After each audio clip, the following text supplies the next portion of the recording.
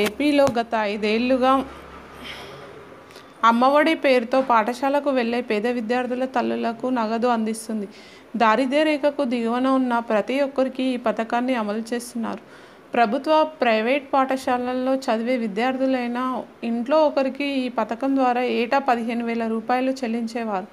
4 ఏళ్ల పాటు అమ్మఒడి పథకాన్ని వైసీపీ ప్రభుత్వం అమలు చేసింది. దీంతో పాటు విద్యార్థులకు ఉచితంగా పాఠ్యపుస్తకాలు, స్కూల్ బ్యాగులు, యూనిఫామ్లు, బూట్లు వంటివి అందించేవారు. అమ్మఒడి నగదును బీపీఎల్ వర్గాలకు అందించగా జగనన్న విద్యా కానుకను మాత్రం అందరికీ ఇచ్చేవారు. ఈ క్రమంలో జగనన్న విద్యా కానుక కిట్లలో 100 కోట్లు దుర్వినియోగం అయ్యాయనే ఆరోపణలు ఉన్నాయి. కొనుగోలు చేసిన కిట్లకు విద్యార్థులకు అందించిన సంఖ్యకు పొంతన లేదనే ఆరోపణలు వచ్చాయి.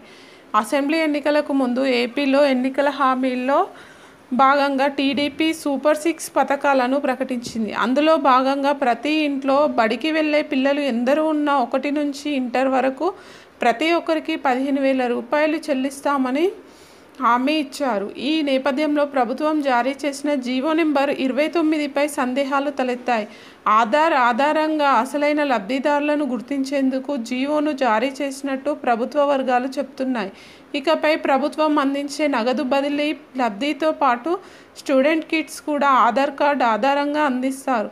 తల్లికి వందనం విధి విధానాలు త్వరలో ఖరారు చేయనున్నట్లు ప్రభుత్వ వర్గాలు తెలిపాయి.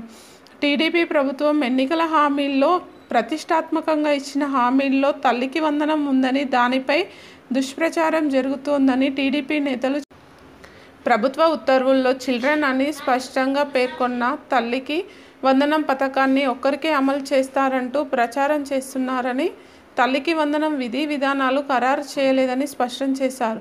ప్రభుత్వం అందించిన సంక్షేమ పథకాలు గత 5 ఏళ్లుగా బ్యాంకు ఖాతాలకు బదిలీ చేశారు. విద్యా కానుక కిట్లను విద్యార్థుల సంఖ్యను బట్టి ఇచ్చేశారు. ఇకపై ఈ 2 పథకాలను అందుకోవాలంటే లబ్ధిదారులు ఖచ్చితంగా ఆధార్ గుర్తింపు కలిగి ఉండాలి. ఈ పథకంలో భాగంగా విద్యార్థులకు ఇంగ్లీష్, తెలుగులో ఉన్న పాఠ్యపుస్తకాలు, నోట్స్లు, కుట్టు కూలీతో పాటు 3 జతల యూనిఫామ్, బూట్లు, సాక్స్లు, బెల్ట్, స్కూల్ బ్యాగ్ అందిస్తారు.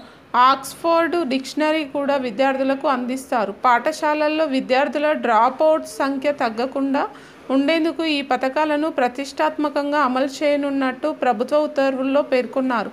ఏపీ ప్రభుత్వం తల్లికి వందనం పథకం ద్వారా అందించే పథకాలను అందుకోవాలంటే ఖచ్చితమైన ఆధార్ డేటా ఆధారంగా వాటిని అమలు చేస్తారు. ప్రతి విద్యార్థి ఆధార్ సంఖ్యను కలిగి ఉండాలి.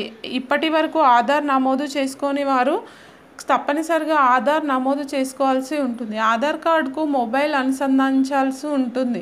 ఎవరికైనా వేలిముద్రలు గుర్తించలేని స్థితిలో ఉంటే కనుపాపల ఆధారంగా వారిని గుర్తిస్తారు. ఇకపై తల్లికి వందనంలో భాగంగా ప్రభుత్వం అందించే ప్రత్యక్ష నగదు బదిలీ అందుకోవాలన్నా, విద్యా కానుకలో భాగంగా కిట్లను తీసుకోవాలన్నా ఆధార్ బయోమెట్రిక్స్ ద్వారా మాత్రమే విద్యార్థులను గుర్తిస్తారు.